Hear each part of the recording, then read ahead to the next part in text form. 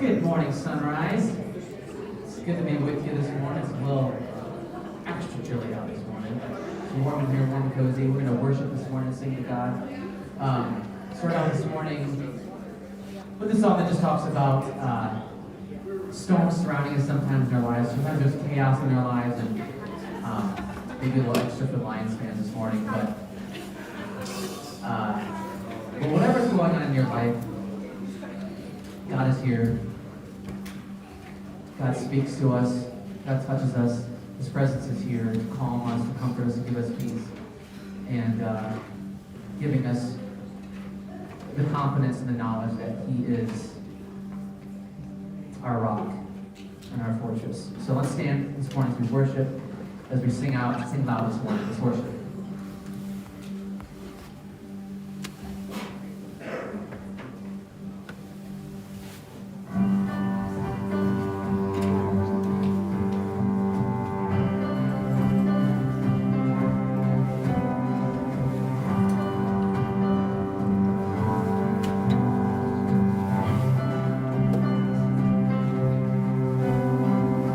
Just one word, you calm the storm that surrounds me.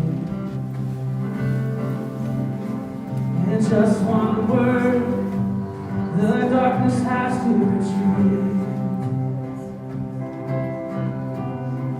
And just one touch, I feel the presence of heaven. Just one touch, my eyes were open to see. My heart can't help but believe. There's nothing that our God can't do. There's not a mountain that He can move. Oh, praise the name that makes a way. There's nothing that our God can't do.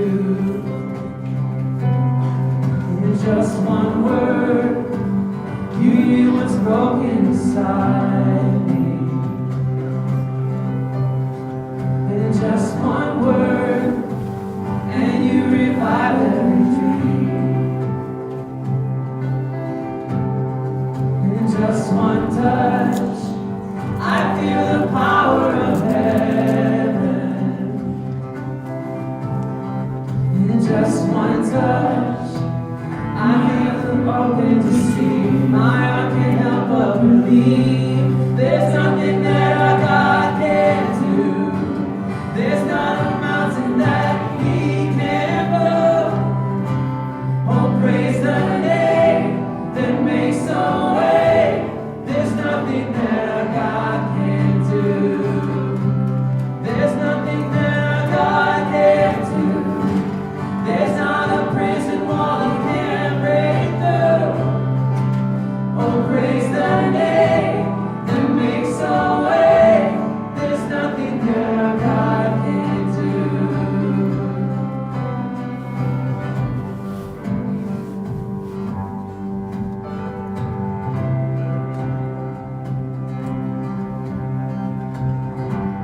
I will believe for greater things. There's no power like the power of Jesus. Open your eyes, let all agree. There's no power like the power of Jesus. I will believe for greater things. There's no power like the power of Jesus. Let's make the rise, let all agree. There's no power like the power of Jesus. I will believe, yes, for greater things. There's no power like the power of Jesus. Let faith arise, let all agree. There's no power like His power. There's nothing that our God can't do.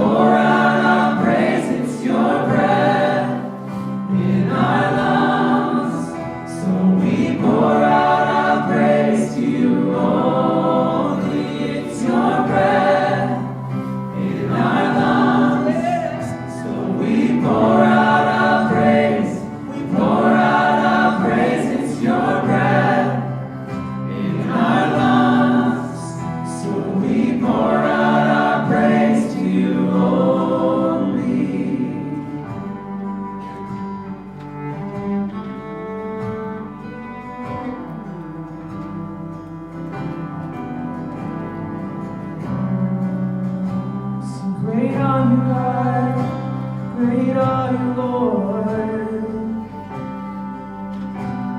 And all the earth will shout your praise. Our hearts will cry, these bones will sing. Great are you, Lord. All the earth will shout your praise. Our hearts will cry, these bones will sing. Great are you, Lord. All the earth will shout your praise. Our hearts will cry, these bones will sing. Great are you, Lord. It's your breath in our lungs, so we pour out our praise. We pour out our praise. It's your breath in our lungs, so we pour out our praise to you only. It's your breath in our lungs, so we pour out our praise.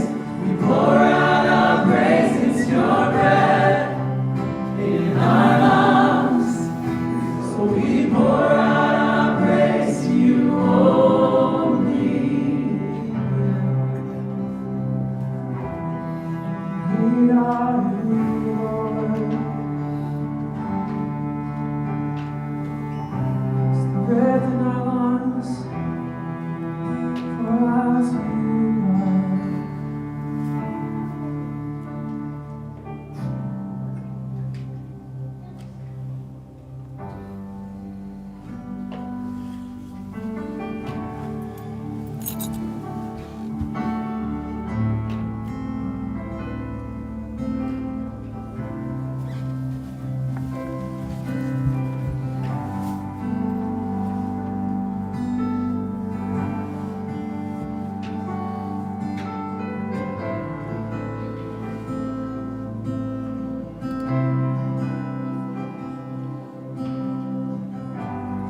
Here is where I lay it down, every burden, every crown. This is my surrender. This is my surrender. Here is where I lay it down, every lie and every doubt. This is my surrender. I will make room for you to do whatever you want to do whatever you want to. And I will make room for you to do whatever you want to do whatever you want to. Here is where I lay it down, every burden, every crown. This is my surrender. This is my surrender. Here is where I lay it down, every lie and every doubt. This is my surrender. And I will make room for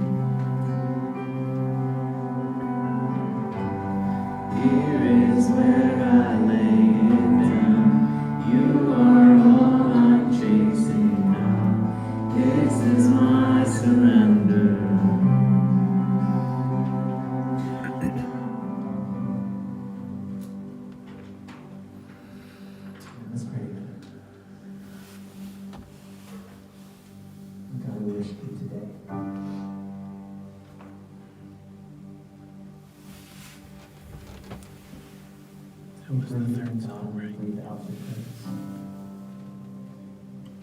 And God, we surrender the things, God, that we may be holding on to this morning.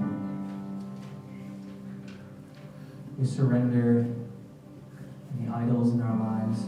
But God, we also surrender and lay down burdens that may be weighing us down this morning, the anxiety, the depression. And lay that down at your feet, God. We make room for you this morning to take that space, to bring in peace, to replace those things with your love, with your joy, with your goodness.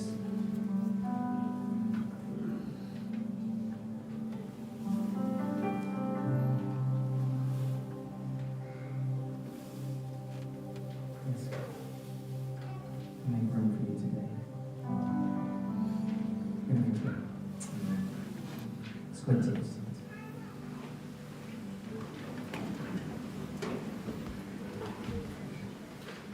Well, good morning, Sunrise.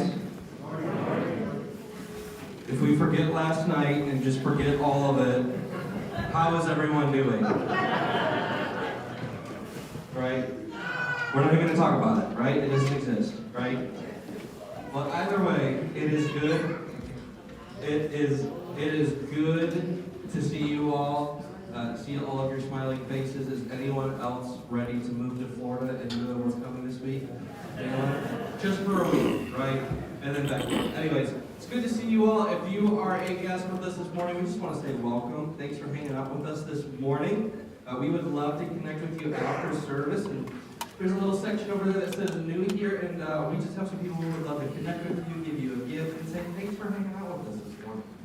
Right? It is always awesome to meet new friends because in the kingdom there's room for everybody, correct?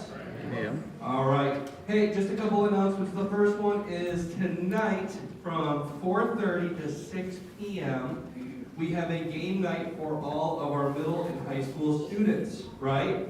Tice, give me a woo woo. All right, thanks, Tice. So, it's going to be an awesome night. We're going to have games, pizza, video games, anything that a teenager loves regarding games, it will be there. So teenagers, I hope you're there. From 6:30 to 8 o'clock p.m., what time? 6:30. Tonight, right, I'm going to jet across town to the Radarinks, and we're going to have our young adults gathering from 6:30 to 8. So if you would, if you're 18 to 29, maybe even a little older, we would love to have you come and connect with us at the Radarinks. It will be a great time. If you would like details, please come talk to me. I'll be happy to give them to you. The last thing is this. Just at this time, I want to remind you the ways that you can support Sunrise Ministries with your charitable tithes and offerings. There's a multitude of ways to give, and truly your support helps us to continue to do ministry, not just here, but in the community and abroad. And we just want to say thank you. Thank you for the ways that you guys support us, whether it's through volunteering, through giving, through prayer. We truly appreciate your support. At this time, kids are dismissed. Go ahead and stand up, greet your neighbor, or run away and get coffee. In about 3 minutes, and we'll be back here.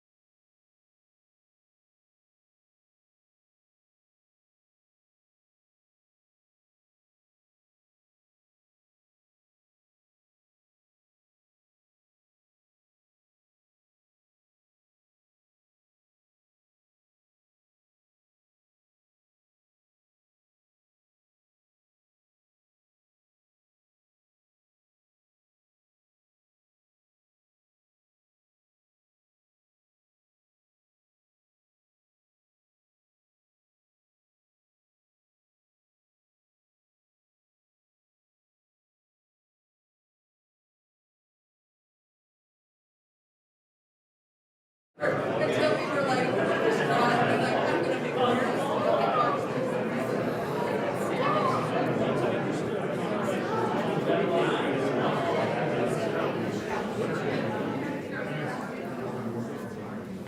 All right, everybody. Thank you so much for being here, and I can't believe I'm about to say what I'm about to say, but this is because of so much devastation and heartbreak, and as a lifelong Cincinnati Bengals fan, I totally understand, but here's the thing. Here's the thing, Troy, that you can do, and this is the part I can't believe that I'm saying. If those Dirty Buckeyes win tomorrow night, I'm gonna cry. no, you can lay claim to a national championship. I'll still cry. Okay, that's fine. I thought that would elicit more of a reaction.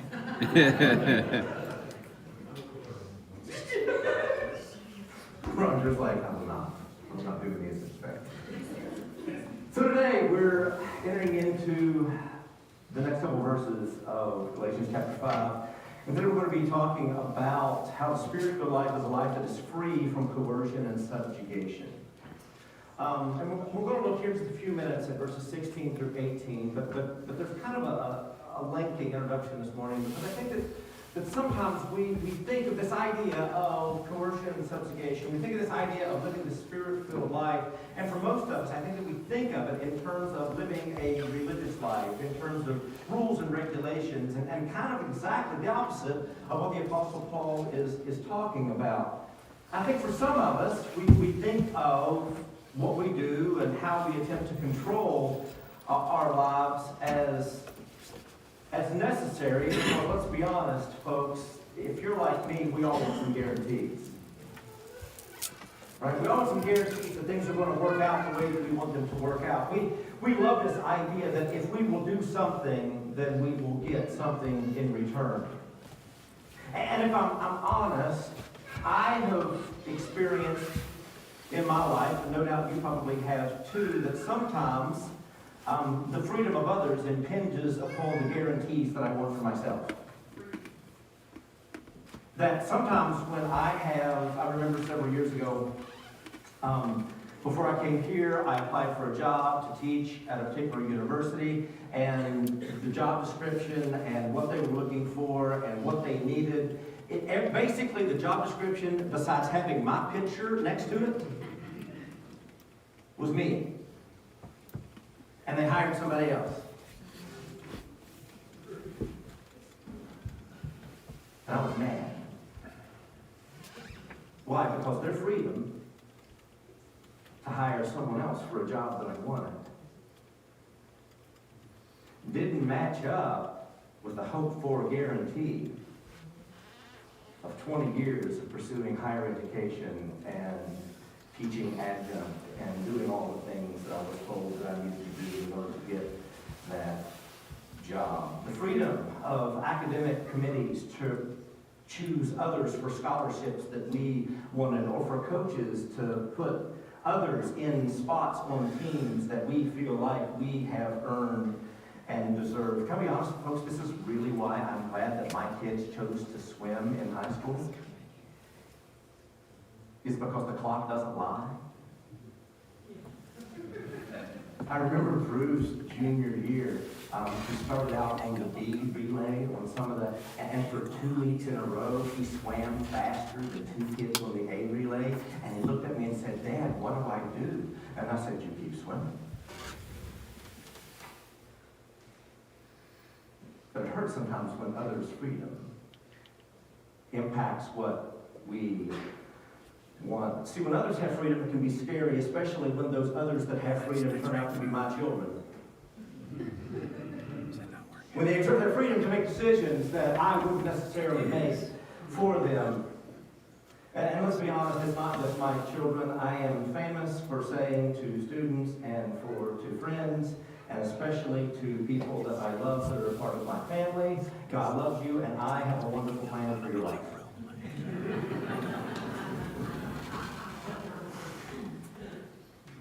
If I had a nickel for every time I've come home from a meeting and said, if people would just do what I tell them to do.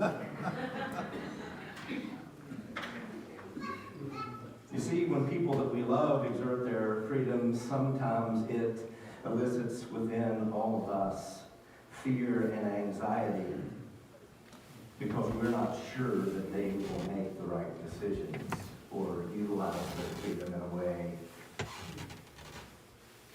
that we think they ought to. Now again, hang with me here. There is wisdom in limiting a child's freedom, right? A 2-year-old doesn't run the house.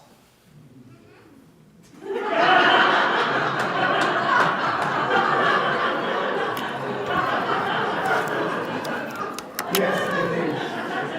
Okay, except when Sophia does come to my house, then I'm constantly saying, she can do whatever she wants to. There's wisdom in setting up appropriate boundaries. There's wisdom in establishing consequences. There's wisdom in offering guidance. All of those things are absolutely true, but sometimes it's hard because we want the guarantees that they just don't. There are no guarantees when we're dealing with people that exhibit and have freedom. And oftentimes what happens is that when those who have the freedom to do other than what we would like for them to do, when they exhibit or that they take that freedom, oftentimes my instinctive reaction is to not allow them to experience their freedom, but to double down on control and management and hands-on involvement in order to try to make sure that things go the way that I want them to go. And again, I'm not saying that that's always bad. I'm not advocating for a non-hands-on life. But what I am saying that I've learned is that, especially in parental life and church leadership, exercising obligation, coercion, subjugation, and manipulation does not work. You see, it's not just freedom from these things,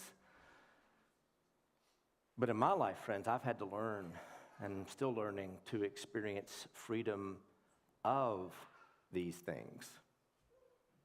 See, it's one thing for me to look and say, I'm not your business, and to shake my fist at the man. You can't tell me what to do. I am free. It's another thing for me to give freedom to others. The second in my life has been much more difficult, because it's not just freedom of obligation of others. Sometimes I put obligations on myself, and I don't live in the freedom that Christ offers because I have expectations of myself that doesn't allow me to experience freedom because of pain or guilt or shame or whatever it might be. I don't live in freedom sometimes, friends. It's not because anybody else has piled guilt and shame or obligation upon me, but because I've piled it on myself. Can I go get a witness from any of the other people in this room? Right? Sometimes it's not just about this idea of coercion toward others. It's that I will... Does anybody else in here write little notes to themselves to give themselves rewards if they behave in a right way? No. Stacy, you don't really? You don't say, if I'll sit here and I'll work on this sermon, I can go give myself ice cream at the end of the day. Oh, okay, I do. I got you good, all right.